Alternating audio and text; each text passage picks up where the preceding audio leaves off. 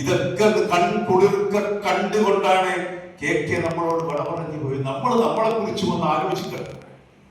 ഈ നേട്ടങ്ങളൊക്കെയും സൃഷ്ടിച്ചെടുത്തത് ഏതെങ്കിലും ഒരു ഘടകകക്ഷിയുടെയോ അല്ലെങ്കിൽ മറ്റൊരു രാഷ്ട്രീയ സംവിധാനത്തിന്റെയോ പട്ടിണിയും പരിവട്ടവും ഒരു നേരത്തെ ആഹാരത്തിന് വകയില്ലാതെ ഉണ്ണാനും ഉടുക്കാനും ഇല്ലാതെ വസൂരിയും കോളറയും തകർത്തെറിഞ്ഞൊരു ജനതയെ ഇന്ന് കാണുന്ന പുരോഗതിയിലേക്ക് മുസ്ലിം ലീഗ് കൊണ്ടുവരുമ്പോ ആ പാർട്ടിയെ കുറിച്ചിട്ടുള്ള നടപ്പ് കാലത്തെ നമ്മുടെ ചിന്തകൾക്ക് മാറ്റം വരണം. പ്രതിസന്ധികൾ മഞ്ഞുമലകളായി വലിയ മലകളായി നമ്മുടെ പിറകിലുണ്ട്.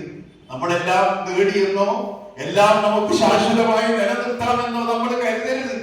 ഇനിയും ഒരുപാട് KKമാർ വരേണ്ടി വരും. കാരണം പ്രതിസന്ധികളുടെ വലിയ തിരമാലകൾ രൂപപ്പെട്ടു വരുന്നു. അങ്ങെവിടെയോ വലിയ പ്രതിസന്ധികൾ നമ്മെ കാത്തിരിക്കുന്നുണ്ട്.